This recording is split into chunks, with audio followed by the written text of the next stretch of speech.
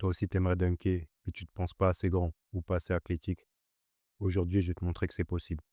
Dans cette vidéo, on va parler du programme de détente qui m'a permis de réussir mon premier dunk alors que je faisais seulement 1,78 m à l'époque. Donc maintenant, sans plus tarder, passons à l'entraînement.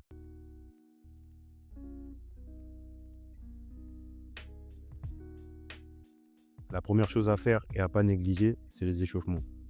Personnellement, je commence toujours mes échauffements par 5 à 7 minutes, soit de vélo, soit de course sur tapis. Et il peut aussi m'arriver de faire environ 3 minutes de corde à sauter. Et si jamais vous n'avez pas accès au matériel que j'ai cité, vous pouvez très bien remplacer ça par 2 petites séries de jumping jacks ainsi que des burpees sans sauter. Il faut garder en tête que le but de cet échauffement, c'est de préparer les muscles à l'effort. Donc il ne faut pas trop s'épuiser. Et ensuite, pour la deuxième partie de ma routine, on va attaquer la mobilité. Pour moi, la mobilité, c'est la clé pour garder les mouvements fluides, explosifs. Et ces 3 exos que je vais te citer, ça va te permettre de débloquer tes hanches, tes chevilles et tes jambes avant de faire les gros exercices. On a donc une série de 20 balancements de hanches, 10 vers la droite, 10 vers la gauche. Une série de 20 balancements de jambes, 10 de la jambe droite, 10 de la jambe gauche. Et pour finir, on a des tours de cheville, 10 de la cheville droite et 10 de la cheville gauche. On peut maintenant faire quelques exos dynamiques, histoire de chauffer encore un peu avant les gros exercices. Donc on a les montées de genoux, ça va aider à améliorer l'explosivité et activer les muscles des jambes. On a les sauts latéraux pour la stabilité et l'agilité. Et l'un de mes exos préférés, les walking lunges, qui renforcent les quadriceps, les fessiers, les ischios, tout en travaillant la mobilité et l'équilibre. Maintenant qu'on est chaud, on peut passer au cœur de la séance, les exos de puissance. Ça se compose majoritairement d'exos de pliométrie, et c'est là que tu vas principalement développer ton explosivité qui te sera nécessaire pour ton dunk. Le premier exo est le box jump. Le but du box jump, c'est de sauter de manière explosive, que ce soit sur une boîte ou n'importe quelle plateforme qui est stable. Tu peux les faire de 2 façons. Avec une plateforme haute, où tu feras des sauts plus hauts et plus lents. Tu travailleras la force, la technique et la hauteur de tes sauts. Ou sinon avec une plateforme basse, avec des sauts plus rapides. Un peu comme la vidéo de Jamorant quand il s'entraîne à sauter sur les pneus.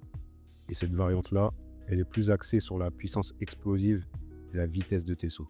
Je te conseille donc de choisir une des 2 versions selon tes besoins à faire par entraînement. On a ensuite les dev jump. Cette fois, on va descendre de la boîte avec une jambe et sauter le plus rapidement et le plus haut possible après l'atterrissage. Le but de ce mouvement, c'est de travailler ta réactivité et ton explosivité.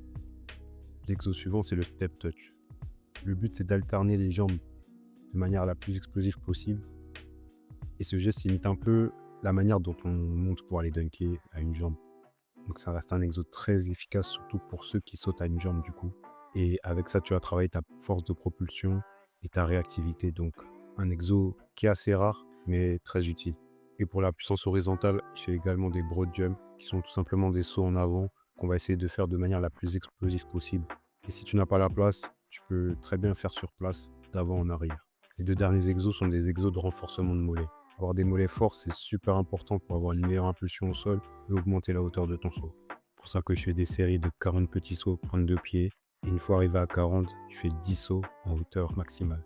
Et de l'autre, je fais des extensions de mollets où je mets mes pointes des pieds sur une plateforme et le reste de mon pied à vide. Et ensuite, je fais des flexions. Tu peux très bien aussi faire cet exo à la barre, ou bien si tu n'as pas de matériel, tu peux le faire à vide, c'est-à-dire sans plateforme. Et pour finir la séance, je fais des étirements. Étirement des ischios, où j'essaie de toucher en position assise. J'essaie de toucher mes orteils avec mes doigts.